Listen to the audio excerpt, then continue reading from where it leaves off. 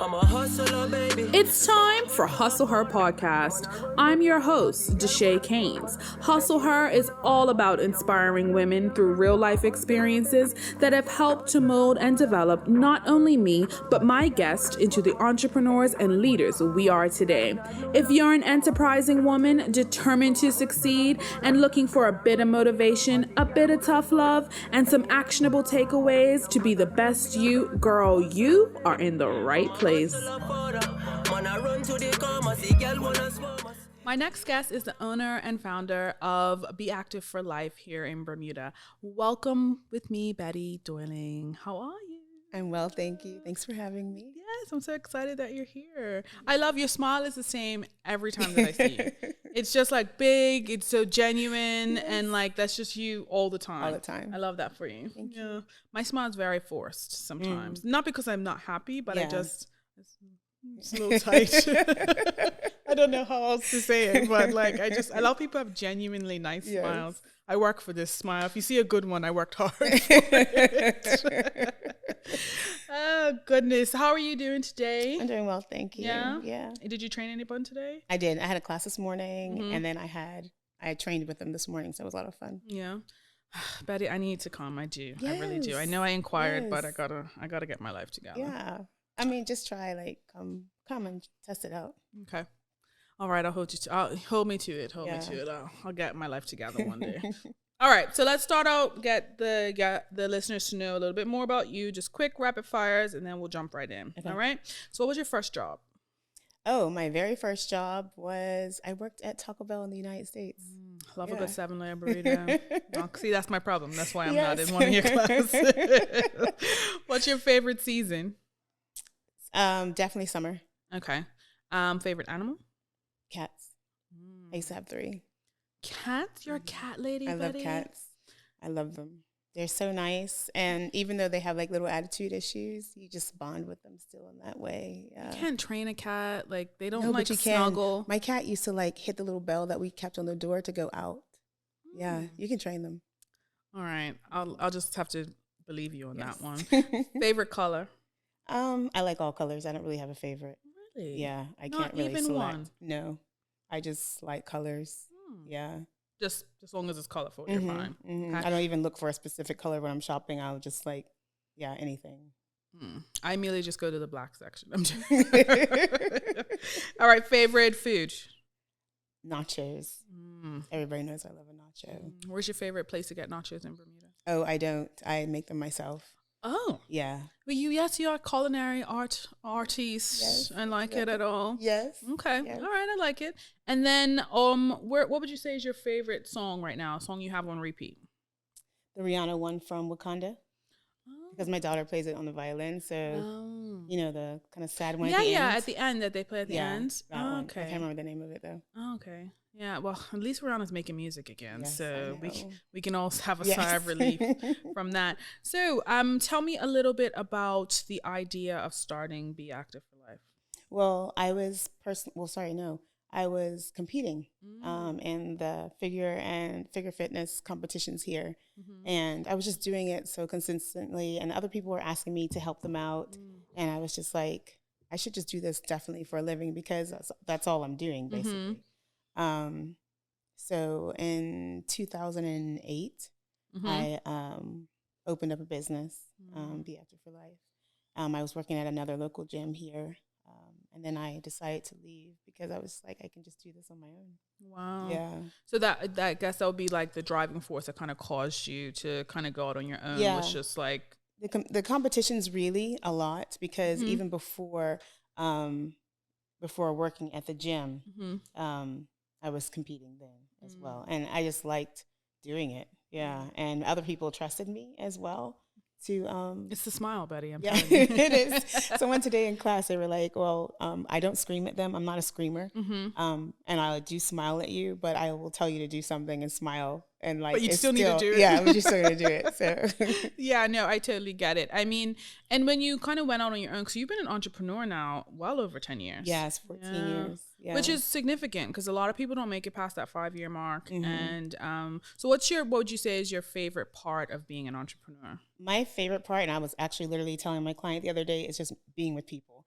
I'm definitely a people person. And I get to be with different people every day and different ages.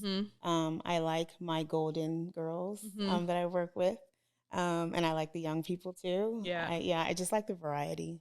Yeah. And then I just love the feeling that they feel after working out, especially the golden ones. They just have a different take on training, and I really like it. Yeah, because it's just functional for them. It's just helping to age carefully and safely. I love that. Yeah. Also, the golden girls or the more seasoned people in life, I love their outlook on life. You know what I mean? They're also at a stage in life where they don't care what they say. Like, they're done trying to make everyone else happy. They're just like, this is how I feel about something, and this is what I'm gonna say. Let it out. Can't wait. Yes. Just genuinely cannot wait. Like, what would you say is, when you look back and you're like, my most successful or most satisfying, actually, moment being an entrepreneur? I think my most satisfying moments being an entrepreneur, I guess it'll be moments, is just like helping people through their injuries. Because I have clients that have had like broken ankles and knee problems, or they've had a surgery of sorts, but they've still continued to train throughout that season. And I think that just makes me feel happy that I was able to help them recuperate as well. Yeah. So how do you navigate there being so many other people in your space, in terms of like other personal trainers or people that do this full time? Like, I feel like from when you went full time, entrepreneurial, be active for life, to now, I feel like there are so many more. I would say almost 100 literally new people out there. It's like a new fad, right? Like everyone is like, oh, I work out in the gym, I can do this now. Like, how do you navigate all of the new people coming? I think that every personal trainer here in Bermuda has something to offer, and there are so many people here, obviously, that need fitness and from different approaches. So sometimes my happy-go-lucky fun approach doesn't work for someone else, and then some people, they want like more of a screaming trainer, or they may want someone that's in a gym and not on the outside. Maybe they don't want everyone in that space, or maybe they don't want group training. So I think that there's a trainer for everyone here, even though there are loads. There are loads. Genuinely, I every time I see like a new, this time of year, being January, you see all the ads and everyone kind of going out, and I'm like, whoa, like I didn't even know you were a personal trainer. You know what I mean? So I just find like sometimes we were talking about it earlier, how sometimes people see someone doing something successfully, and then they feel like they can do it as well. But I love the idea that you said that there's enough business for everyone. There's different styles. That's also really important. Yeah. And I think that it's important that you are friendly and you reach your client through different areas. Like when someone doesn't come to class, I do call them or I message them. Like I try not to let you slip under the radar. I may miss a couple, and that's just human, but I try to follow up with all of my clients, whether it's personal or group. Yeah, that's important, because I'm gonna be that for all of clients, especially those morning classes. Yes. I'm just joking about. And you're just I'm not so close. I know, there's really no excuse. I'm just saying. It really is no excuse. Your classes at Bull's Head, there are no excuse. I should technically be running there for the warm up and running back. But just drive there, because I'll get you there faster for now. Maybe. Yeah. That'll just we'll figure it out that way. But yeah, what would you say are like the top kind of, not necessarily skills, but I guess skills that you would need, or what someone would need to be a successful entrepreneur? Because being in the game full time, 14 years is no joke, right? Especially in Bermuda, like being an entrepreneur is not for the faint of heart. Like, what are those things you think make you successful, or someone else would need to be successful? Persistence, and actually having a goal for yourself as well, because it is a business too. Yeah. So like a lot of times, like even with class registration, that fluctuates. Like it doesn't always, I may not get as many people as I got last time. So you still have to be persistent and still go for it. Don't allow yourself to become discouraged. Yeah. Because a lot of times it could be discouraging if you're not pulling in the same numbers, or you have those dormant moments. Summertime, it really drops because people are hot. They don't feel like working out anymore. They're partying. So it drops, but you just still have to kind of stay in the game. Okay. That's definitely, consistency is definitely key, and it's difficult sometimes to be very consistent when it comes to certain things. So that's definitely the case. But you do a really good job marketing yourself, right? I think you have a lot of different avenues that you kind of get your name out there. So how did that, like, what are some of the things that you do? I write in the paper bi-weekly, health articles, health fitness. I post videos all the time of classes, and I also do my little health nuggets at church. Yes. Keeps me out there. Yeah. But I think that paper is a very big avenue, because I think out of sight, out of mind. And especially since I'm not in a mainstream gym, I do have to do all these little extra things, but I enjoy them. Yeah, I enjoy doing it, but you definitely have to. And then posting on social media, Facebook, Instagram. Yeah, you're very active. Yeah. No pun, but yeah. Yes.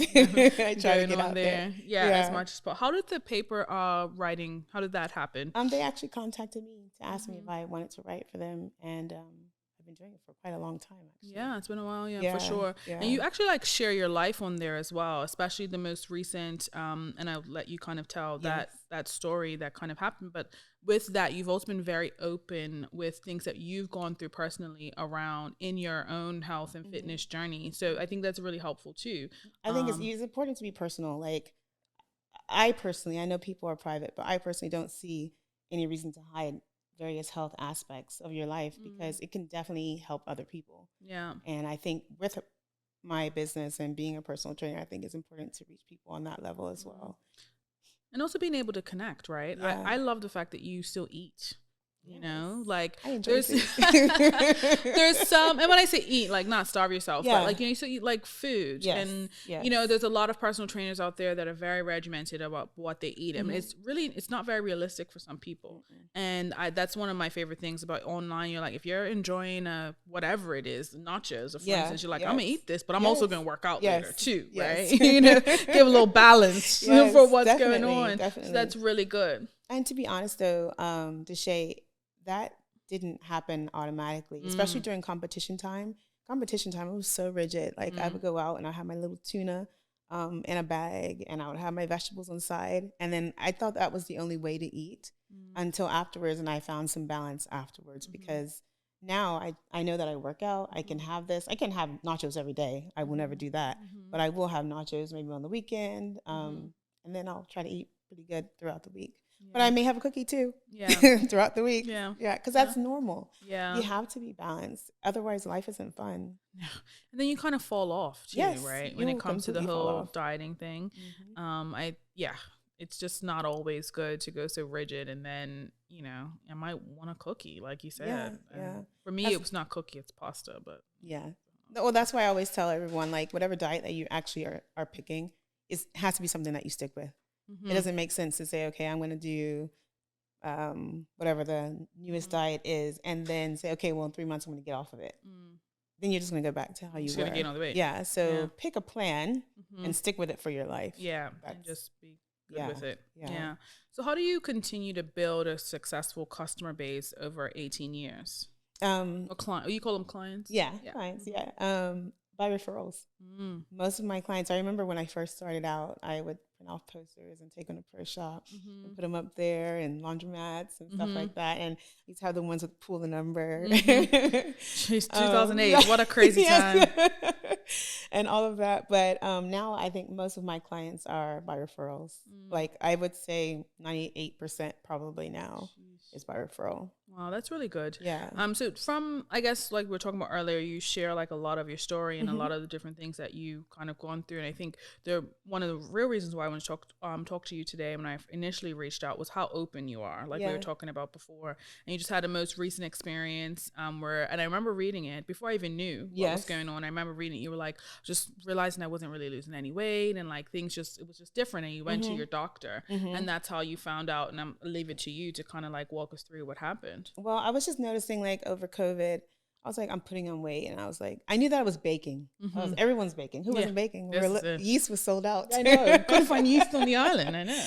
So I was baking loads, and I was eating, but then I was still exercising. Even during COVID, I knew how many laps around my yard, made a mile. Like, it was like crazy. So I was still working out, and I was starting to put on weight, and I was just gaining. Because normally I would stay like a 4'6" area, and I was like 6'8", and then I was like closer to 8'10". And I was like, this is just not normal. Like, something's not right. And then I was like, well, maybe it's because I'm over 40 now. Maybe that's the reason.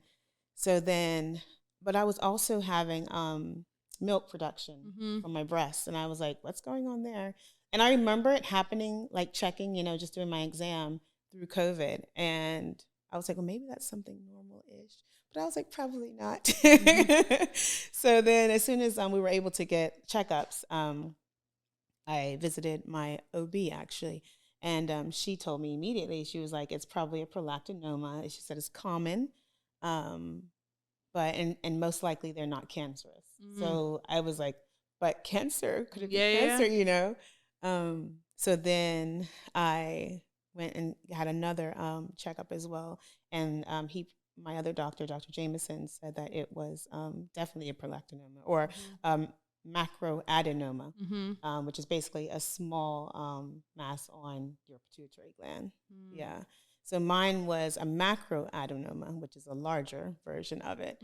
So the dangers of that was that it could get near your arteries, your optic nerve, and then it could cause your sight to go as well. So I was like, so they did sight tests and I was fine. I was having some headaches, and that was another one of the symptoms as well. And weight gain. Wow. Yeah. Well, you don't realize how much your pituitary controls like your body, yes, right? Yeah, all your major hormones. Yeah, all of that. Well, I mean, I've got my medical degree from Grey's Anatomy, and so yes. I say that all the time, and people look at me like I'm insane. But if you watch Grey's Anatomy, yes, you learn. You know, so that's how I found out about it. So when you said the pituitary, I was like, oh my gosh, like yes, they had one on there. Yeah, had more than one, I think. So when I remember reading it, and I was like, oh my gosh, it's like a live episode of Grey's Anatomy going on. So then, walk me through like what happened after that. So after that, I went and had a consult with Boston Mass General Hospital. And we did an online consultation because it was still COVID at the time. Still COVID. Yeah. And Dr. Jameson was amazing. He definitely he was there for the consultation as well. So anything that I didn't understand, he was able to relay to me. And they said that they could remove it. It was important that I did have it done. And then Zavia was coming home. So I was just like, okay, well, let me figure out when I can have this done. This was in January, a year and a half ago. Yeah.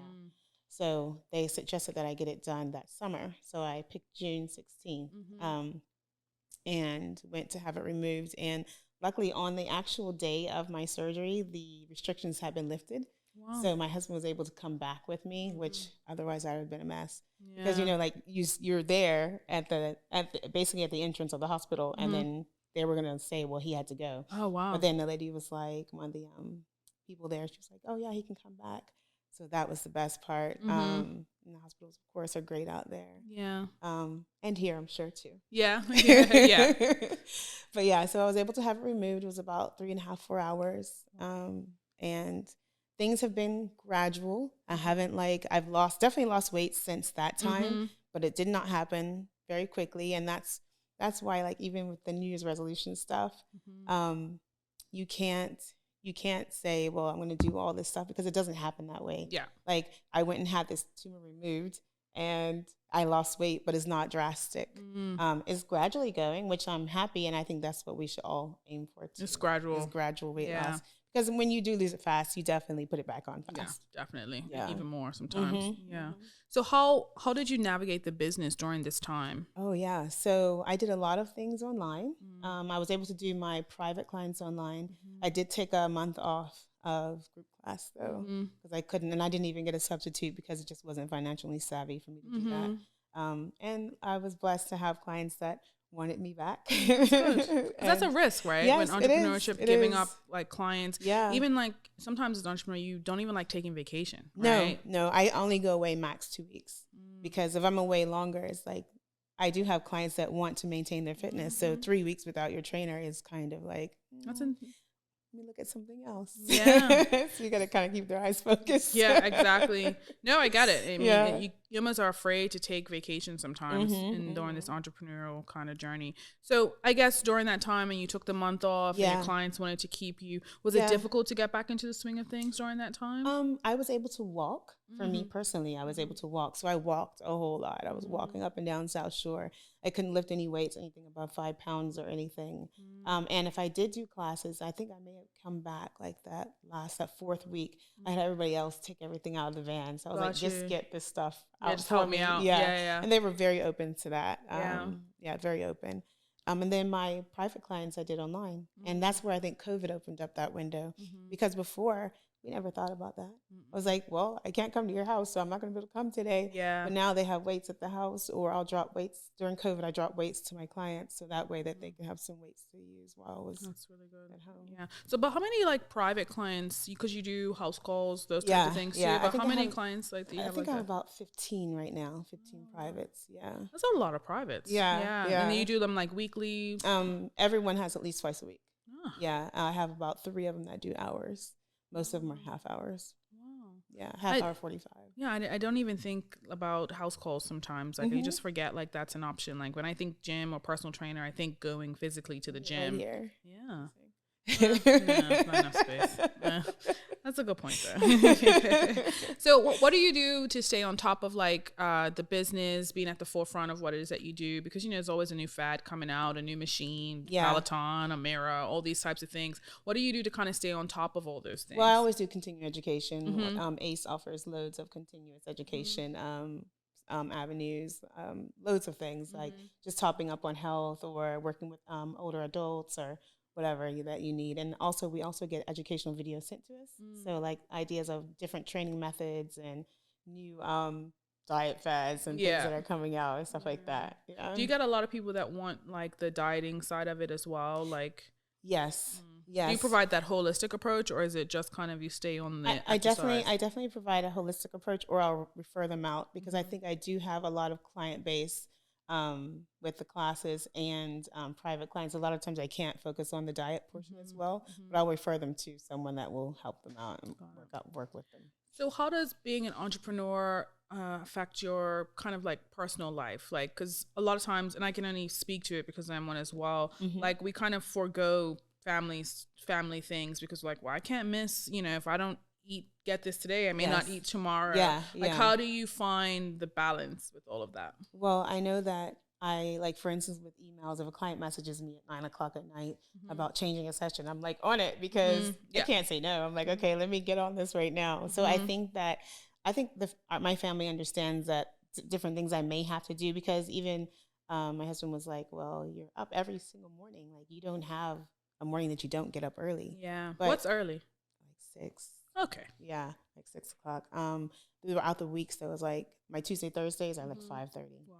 Yeah, so I have to leave at least by 5:40, dash to town, so I can make class by 6:15. But I think that I do put some parameters on myself. Like, if it's something that definitely can wait, I will wait it out, or I'll just make sure that I'm doing the things that I need to do. If the kids are here and they want to watch a movie or whatever, I'll make sure I do that kind of thing with them. That's good. Yeah, finding that balance is important. I feel like work-life balance is not a thing. I feel like you can never, something always lacks. Yeah. But I know for me, there's been times where I've missed like family stuff, where I regret it now. You know what I mean? And I'm definitely trying to do better with, you know, one, doing things that are worth my time. That's the first thing. But then also, you know, not missing those moments because of work. Yeah. You know, it's hard, but and that's why I also think that with the competition life, it was so different. I would miss way too many events because either it's like, oh, I can't eat that, so I'm not going, or something like that. But now I go, and if I'm not really eating that, then I'll still have like a little something, you know, on the side. Do you miss competition?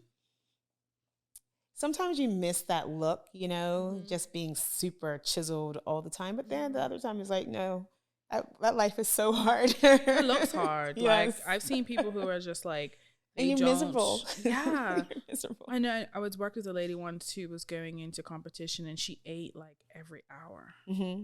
Like, but like a chipmunk. Like, it was either like nuts or like grass. Yeah. Like, it was nothing in between. Yeah. And then like the week of competition, she didn't drink any water.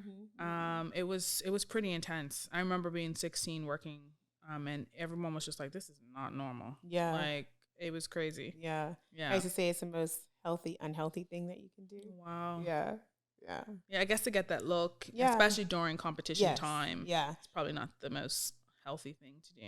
And mentally, it's challenging to see your body change so rapidly after training for like 3 to 6 months.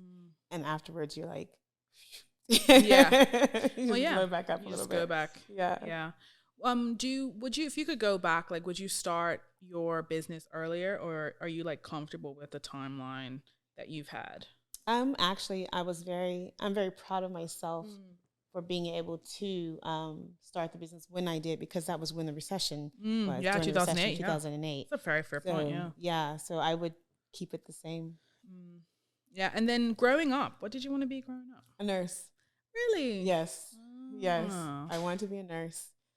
I've always wanted to. But then I think once I did decide on the training aspect, I realized that I didn't want to be a nurse because I didn't want shift work. I wanted to be able to just work in the day and then go home and sleep at night. Them 12-hour shifts are no joke. Like, none whatsoever. Yeah. Like, I know my sister's a nurse and, like, she works night shift. It's no, like, her sense of timing and reality is just off completely. Yeah. It's the weirdest. You call her 5 o'clock in the morning and she's, like, eating a cheeseburger because, like, that's her lunchtime. You know what I mean? Yep. It's so off. But, yeah, it's, I don't know. I feel like health, like that type of profession, the medical field, is very similar to what you do, though. You're still helping people in that way. Yes. So it's kind of like similar. Yeah. Still helping them to stay healthy in some form. So what would you say is like your why in life? Like why you wake up and do what you do, and what would that be? I would say I wake up to help people. Like I wake up to see them. I actually like think about them, you know, like, oh yeah, this exercise is for her. Like she's just gonna complain, but she's gonna like it, you know. Or we have the sled and I'm like, oh yeah, she's gonna say this, you know, like, so it's kind of exciting, even putting together the exercises and knowing the people that I'm working with. And I tend to keep a lot of the same people, so I get to know them just a little bit better than I would just seeing them, you know. Yeah. Less. And then what would you say is successful for you? Like, I feel like sometimes as entrepreneurs, we never really define success, like what that looks like for us in our businesses. Like, how would you define success? Or is it more so like this was successful for me this month, or what does that look like? Yeah, I think it's more itemized. I think definitely it's like, well, this month I was able to, if I say I wanted to have 16 people on the financial side, I was able to got you. That. Yeah. Or this month, Sarah lost weight, or this month Julie did this, you know. Yeah. So it's more itemized. That's really good. So do you have a lot of clients who you walk them through their journeys and they allow, because you live a lot of your life online, right? So you have a lot of them that are okay with that, or do you get like some push and pull sometimes with those types of things? Normally they would say it ahead of time. Yeah, they would say it. And normally when they start out, I let them know that I do post on social media, or I'll take a picture of them during the session. Even my sister-in-law, she didn't like photographs at first, but now she does. And I think that building that confidence over time, and I feel like I push you to be a better version of yourself as well. So you feel more confident. So you're okay with a photo here and there. Because I've had clients that are like, no photos of me, period. And they're like, oh, you can take a photo. Take a photo today. Yeah. So like they definitely, they're definitely more encouraged over time. Coming around to it. Yeah. Yeah. No, I love that. More positive. Definitely, because especially when you start to see the difference, when you start losing weight, I feel like you get more comfortable with the idea around working out even more. Yes. Like for me, if I lost 5 pounds, I'm like, girl, put me in a bikini. Yes. Like, okay. But then I'm also in the other way. If I've worked out once, I'm like, well, where are the results? Like, you know what I mean? So I'm my own worst enemy of that too. But I totally understand the being a bit more comfortable with what you look like after working out, which must be fulfilling as a personal trainer. Definitely. It's just nice to see them change. That is a huge part of my success, I think, just seeing people change physically and mentally. Yeah. Become a lot more confident, I think, when you're confident in your body as well. Yeah, definitely. Yeah. I see them new outfits or something like that, a new dress. For sure. Like, I see you, boo. I get it. Yeah. So if you could like kind of go back in time and talk to your 18-year-old self, what would you tell her? Oh, I would definitely tell her, your butt is great. It's meant to be the way that it is. Your legs are fabulous. Just leave them alone. Don't stress. And your hair is amazing. Yeah. The Kardashians are going to come around and having a big butt will be a thing again. That's because that's all that everyone wants now. It's the truth. I remember being in school. I'm like, oh, I want to wear these jeans. Just squeeze it so it's smaller. But I mean, we went through a time where like those low cut, there weren't jeans for Black girls. They were ridiculous. I mean, not me, but you know, people more more blessed. Yes, more blessed.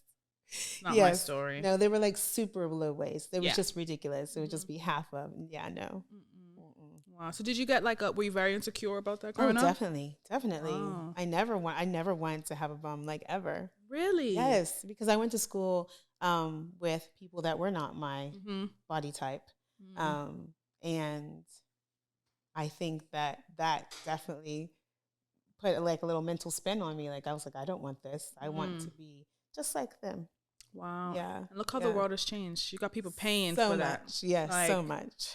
So much so. Like in the course span of what 20 years? Yeah. It's just even less than that because it's been a fad for a while now. Yep. People paying for, what Black women were ashamed of for years. Yeah. So I think that's also really good for perspective of you coming when you're a personal trainer, just having a body type that's more reflective of what a lot of people look like, And I was always muscular as a child, even like, and people around me weren't. They was like, "Oh, you have big arms," or It's just such a horrible thing to say to someone. Like, you can't say stuff like that anymore. At all. People just come after you. You just cannot do that. No. Yeah. So I like that though. That's what you would tell you. And your hair, leave your hair alone. Yes. Yep. Leave your hair alone. Yeah. I think that's something I would go back. I was very uncomfortable with my hair growing up to the point now where I probably would never go natural ever again. Never. I haven't been since I was like 10. Oh, wow. I like your style though still.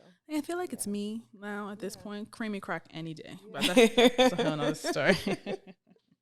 So when you think of like being a woman and being a mom and being a wife, like what does that mean to you? What does being woman, I am woman, hear me roar, like what does that mean to you? I think I'm just feeling feminine and feeling strong and feeling comfortable in my skin, would be being a woman for me. Mother just making sure that you just take care of your family, cook. I love to cook though.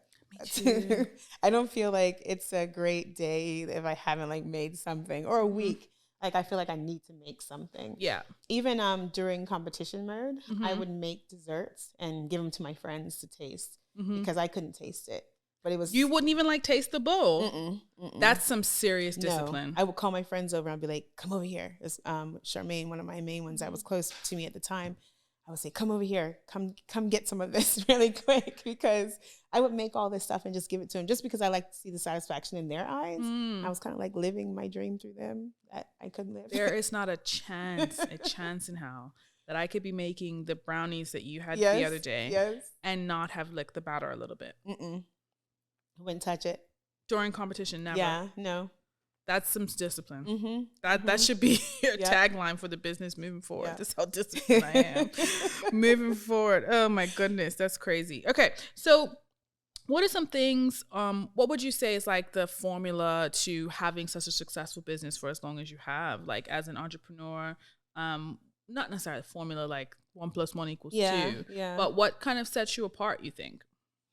I think what sets me apart is, one, I feel like I am the only full-time person, trainer that is that does both classes and private. I think I'm the only full-time, or at least I was for a while. Yeah. I think that just really just pushing. Like I think just like your logo, hustle. You kind of got to hustle it a little bit. Yeah. You definitely have to hustle a little bit. You can't like if I have someone that emails me for training, like a new client, I have to kind of get on that. Yeah. Because there has been times that I've lost clients because of that. Someone will message me and I'll say I'll get back to them, and I haven't got back to them because you get busy. So like I'm working all day, and then I didn't get back, and they're like, okay, I found someone else. Yeah. So you kind of have to jump on every opportunity.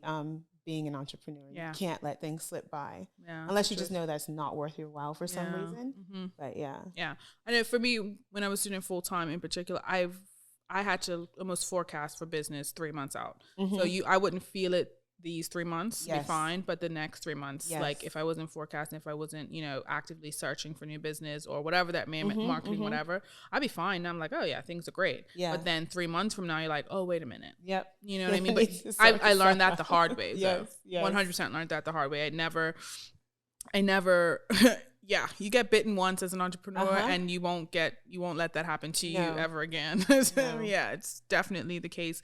So what would you say is giving you hope right now, like you're keeping you going forward in the business? Clients still.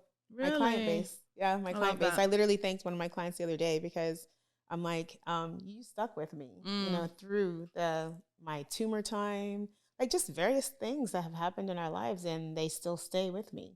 And I'm thankful for that. And I think that just brings me hope. Absolutely. Yeah.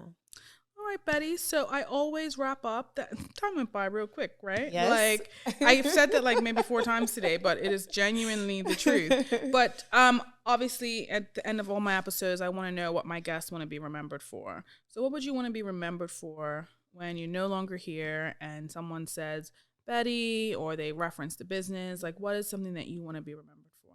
I just want them to know that I genuinely cared about them. That it wasn't just about financial for me. It's that I genuinely want to see you succeed.